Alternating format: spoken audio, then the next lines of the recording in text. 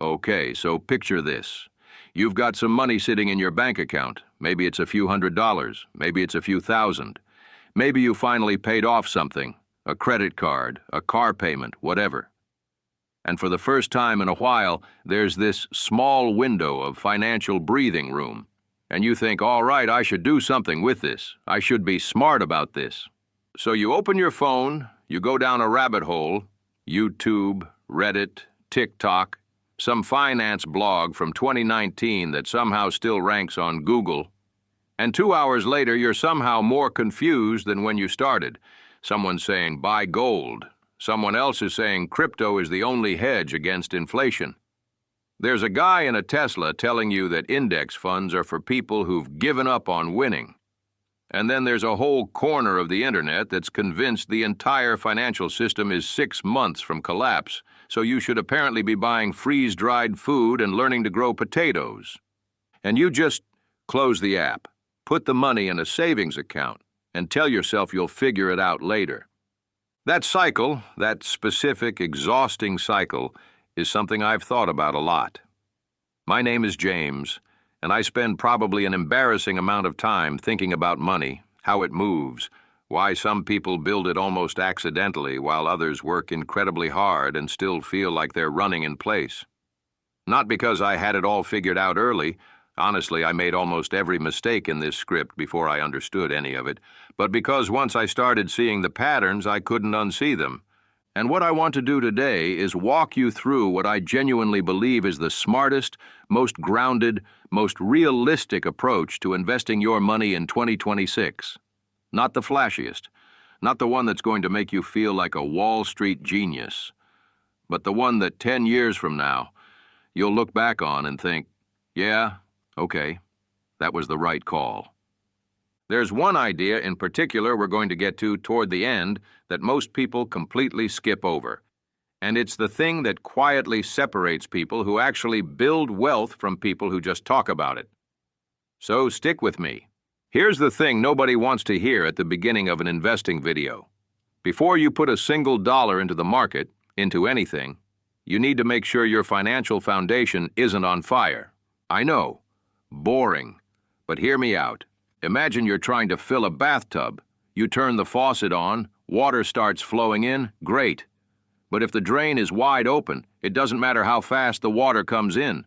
The tub never fills. That's what investing while carrying high-interest debt looks like. You're pouring money into the market hoping to earn, 8 or 10% annually, while simultaneously paying 16, 20, 25% interest on a credit card balance. The math just doesn't work in your favor. So step 1, and this is non-negotiable, is to deal with any high-interest debt first, not all debt. A mortgage at 5%. That's manageable alongside investing. A student loan at 4%? Fine. But credit card debt, payday loans, anything above roughly 8 or 9% interest, pay that down aggressively before you invest. Because doing so is, mathematically speaking, the equivalent of a guaranteed return at whatever interest rate you're eliminating. Step 2 is your emergency fund. 3 to 6 months of living expenses, sitting in a high-yield savings account, not invested, not in the market, just liquid and accessible. I know the counter-argument. That money should be working for me. And sure, philosophically, I get it. But the reason most people blow up their investment plans isn't bad stock picks. It's that life happens, a job loss, a medical bill, a car repair, and without a cushion, they're forced to sell investments at the worst possible time just to cover expenses. The emergency fund isn't a drag on your wealth building. It's the thing that protects the whole system from collapsing. Once the high-interest debt is handled and the emergency fund is in place, now we're talking. Now the water stays in the tub. This is genuinely one of the most underappreciated ideas in personal finance, and I think it's because it's not exciting. It doesn't have a ticker symbol. You can't screenshot it and post it online. But the type of account you use to invest can add, and I want to be precise here, tens of thousands, sometimes hundreds of thousands of dollars to your outcome over a lifetime. Not because of investment returns, because of taxes. Let me explain. If you're investing through a regular brokerage account, every time you sell something at a profit, you owe taxes. Every dividend you receive, taxed. Every year, a little chunk of your returns gets taken away. That's fine. It's just how it works. But there are accounts specifically designed to shelter your investments from taxes, and in 2026, with the IRS contribution limits where they are, you'd be leaving serious money on the table by not using them. The first one is the 401k or 403b if you work in education or nonprofits. If your employer offers a match, that is the single highest priority investment move you can make. Full stop. If they match 50% of your contributions up to 6% of your salary, and you're not contributing at least that 6%, you are quite literally turning down free money. I don't say that to be dramatic. That's just what's happening. The second is the Roth IRA. And honestly, for most people, especially if you're earlier in your career and in a lower tax bracket right now, this is one of the most powerful tools available to you. You contribute money that's already been taxed, it grows inside the account completely tax-free, and when you pull it out in retirement, you owe nothing. Zero. All those decades of compounding returns, and the government doesn't get a cut on the back end. In a world where nobody really knows what tax rates will look like in 2040 or 2050, locking in tax-free growth now is kind of a big deal. In 2026, you can contribute up to $7,000 to a Roth IRA if you're under 50. That's the ceiling. If you can hit it, hit it. The hierarchy, roughly, looks like this. Employer match first, then Roth IRA, then back to max out your 401k, then taxable brokerage if you have more to invest beyond that. Follow that order, and you'll be in better shape than the vast majority of people at any income level. All right, so you've got the right accounts. Now, what do you actually buy? And this is the part where I feel like I need to gently push back against basically everything the internet wants to sell you. Because the internet, and especially financial social media, has a strong incentive to make investing feel complicated. Complicated is engaging. Complicated sells courses. Complicated makes people feel like they need guidance, and someone will always be there to sell them that guidance. But here's what decades of data actually show. Most professional fund managers, the people who do this full-time with massive research teams and Bloomberg terminals and decades of experience, most of them underperform a simple index fund over a 10 to 20-year period. Most of them. We're talking somewhere around 80 to 90%, depending on the time horizon and the category. Let that breathe for a second. The people who do this professionally, with every advantage, mostly can't beat a fund that just automatically holds a slice of every major company in the market. So the idea that you or I, checking our phones between meetings, are going to consistently outperform the market by picking individual stocks, that's not a strategy. That's hope dressed up as a strategy. The core of a smart long-term portfolio in 2026 is boring. It's broad market index funds, something like a total U.S. market fund, an international fund, and a bond fund in proportions that match your age and risk tolerance. That's it. That's the portfolio.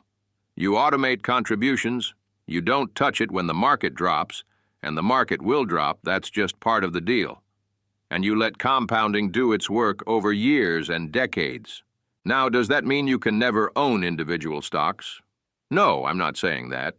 If you enjoy following specific companies, if you understand what you're buying and why, setting aside a small percentage of your portfolio, maybe 5 to 10%, for individual picks is totally reasonable. Think of it as your play money slice, but the core should be boring, diversified, automatic. And speaking of automatic, setting up automatic contributions is genuinely one of the highest leverage things you can do. Not because it's complex, because it removes the decision from the equation. The biggest enemy of long-term investing isn't a bad market. It's you, on a stressful Thursday, deciding to pause your contributions just for a month, and then forgetting to restart them. Automation solves that. Set it up once and let it run. I want to take a small detour here because I think this is genuinely important, and most financial content kind of breezes past it. The market is going to go down. At some point in the next few years, maybe in 6 months, maybe in 2 years, who knows, you're going to open your investment app and see that your portfolio is worth significantly less than what you put in. And your brain, which evolved to treat losses as dangerous and urgent, is going to scream at you to do something. This is where most people make the most expensive mistake of their financial lives. They sell. They lock in the loss. They tell themselves they'll get back in when things stabilize. And then things stabilize, prices recover, and they're either still sitting on the sideline or they got back in at a higher price than they sold at. It's a pattern so common it's basically a cliche at this point, and yet it happens over and over again because the emotional pull is incredibly strong in the moment. Here's the reframe that helped me. A market drop doesn't become a loss unless you sell. On paper, yes, the number is smaller. But if you don't sell, what you actually have is the same number of shares you always had. Shares of real businesses, generating real revenue with real assets. The price fluctuates.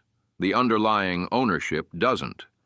And actually, and this is the part that feels a little counterintuitive, if you're still in the accumulation phase, still adding money regularly, a market dip is kind of the best-case scenario. Your automatic contributions are now buying more shares at a lower price. When the market recovers, and historically it always has, those cheaper shares deliver outsized returns. The people who kept investing through 2008, through 2020, through every correction in between, they came out significantly ahead of people who paused or fled. So the strategy for volatility isn't to predict it. It's to build a plan you can emotionally tolerate and then stick to it regardless. And part of that is asset allocation. Making sure the mix of stocks and bonds in your portfolio reflects how much fluctuation you can actually handle without panicking, not just how much you think you can handle in theory when the market is up. Okay, this is the thing I mentioned at the beginning. The piece most people skip. Everyone focuses on returns. What's the market going to do? Should I be in this sector or that one? Is now a good time to buy? And look, those questions matter a little. But they're not the primary driver of wealth for most people, especially in the early stages. The primary driver is the savings rate. How much of your income are you actually setting aside and investing consistently over time? Because here's the math. Someone who saves and invests 5% of their income and earns a 9% annual return is going to accumulate significantly less wealth than someone who saves 20% of their income and earns a 7% annual return. The aggressive saver with the slightly worse returns wins, by a lot, and they win even faster if their returns are good. The reason this matters so much in 2026 specifically is that we're in a moment where lifestyle inflation is everywhere. Subscriptions stack up, eating out is expensive. Housing costs in most cities have reshaped what a normal budget looks like. It's genuinely easy to earn a good income and feel like there's nothing left at the end of the month because the spending just expands to match the earning. The antidote is intentionality, not deprivation. I want to be really clear about that. The goal isn't to live like a monk for 30 years so you can enjoy life when you're 65. That's not wealth building. That's just delayed living, and it's a miserable trade. The goal is to be honest about what actually makes your life better versus what you're spending on out of habit, social pressure, or because it's just kind of there. Pay yourself first. Automate the savings and investment contributions before you see the money. Build a spending plan around what's left. It sounds simple because it is simple. It's just not easy, and there's a difference. If you can get your savings and investment rate to 15% of your income, you are on a genuinely good path, 20% and above, and you're building wealth at a pace that will be quietly remarkable over a decade. I'd be doing you a disservice if I didn't at least touch on this, because investing doesn't have to mean only the stock market. Real estate is a legitimate wealth-building vehicle, historically one of the most reliable ones, but it's not passive and it's not simple. A rental property is a business. It requires capital, time, knowledge, and tolerance for things going wrong at inconvenient moments. If you have the interest and the resources, it can be a powerful complement to a stock portfolio. If you don't, that's completely fine. You're not missing out on the only path. Side income is something I think about differently than most people frame it. Most people think about a side hustle as a way to earn more money, and sure, that's part of it. But the real power of a side income, a freelance skill, a small business, consulting, whatever it is that it increases your options. It gives you flexibility in ways that a single income source doesn't.